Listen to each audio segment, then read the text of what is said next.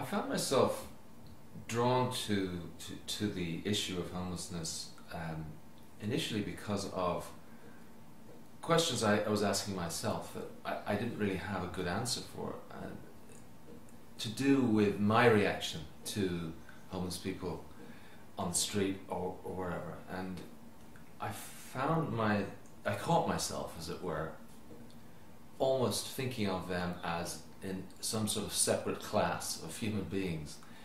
When I would see somebody panhandling on the street, it was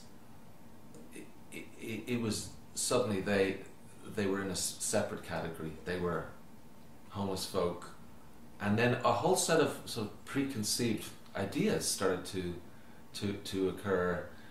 And I caught myself realizing, why am I assuming all this about this individual? Why am I assuming that they're probably an alcoholic or a drug addict? Why am I assuming that they have mental problems?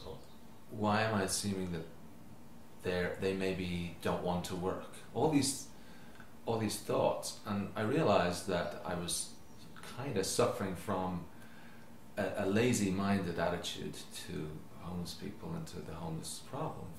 So I really wanted to, in many ways, find the right answers to the question: how does one respond to a homeless person? How does one respond to homelessness? One of the real aims of the show is to get an intelligent audience to really think differently about homelessness and homeless people, to realize that, you know, so many of the cliches are untrue. Viewers of this show will get a real insight into the lives of these three young people and start to understand how homelessness can occur, and we'll get an understanding of the opportunities to really engage and make a difference for somebody who's unfortunately ended up in that sad situation of not having a home. And that also, I suppose, the thing that came through strongly to me, and I believe that the film really features this, is that it's the network of support, it's the community, it's the sense of belonging, of engagement with those around you that really is the way to get out of homelessness, and it's the lack of that often causes homelessness to occur. So that we all have a part to play in that, and all can help. I mean, whether it's offering support, advice, job offers, money, whatever, we can all get involved on that level.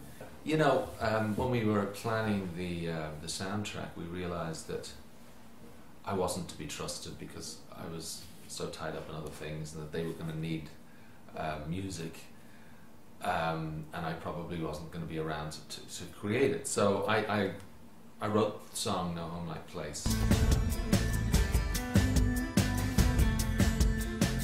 No home like place. Very much inspired by the issue of homelessness and a particular character from Dublin who was homeless and actually went into the River Liffey to rescue a bus driver who'd driven his bus over the railings and crashed the front of it into the river, so it was underwater.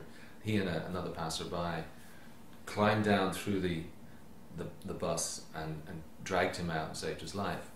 And he became kind of a famous character in Dublin as a result of this heroic act. On the night that he did it, I think he still had to go off in his soaking clothes and find somewhere to sleep rough. So it kind of threw up some very awkward questions for a lot of people in Dublin, for me as well. So that was the inspiration for the song No Home Like Place. But we were able to get through MTV a lot of instrumental mixes of music from other artists, and of course the wonderful song by Florence and the Machine, Leave My Body, which has an immensely important part to play in one of the key scenes. So we were very lucky in that regard to to get permission to use this other music. I'm glad I didn't have to write it all, because there's no way I could have. In this country, on any given night, there are over 1.5 million young people without a home. You live or die. That's the rules of the streets. It's not what I wanted or expected out of my life. We all see them, Can you spare your change? but most of us don't know what to do to help, so we do nothing. Thanks anyway. No one is immune to the possibility of homelessness, but in the struggle to overcome it, I believe one person can truly make a difference in the life of another. Thank you. My name is Ann Malum. For the past 5 years, I've been leading an organization called Back on My Feet that uses running to help the homeless turn their lives around. Good job, guys. And 6 months ago, I accepted a challenge to try and help 3 young people who are alone in the world find a place to fit in. Keep hope alive. Today you're going to interview with Human Rights First. Cool.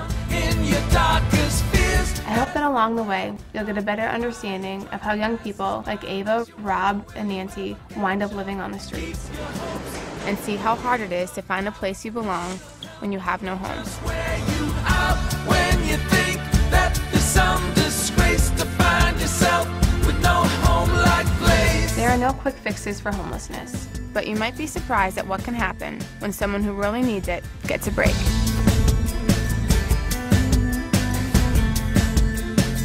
No home-like place. I think I'm going to give you a chance. I think you do. No home-like place.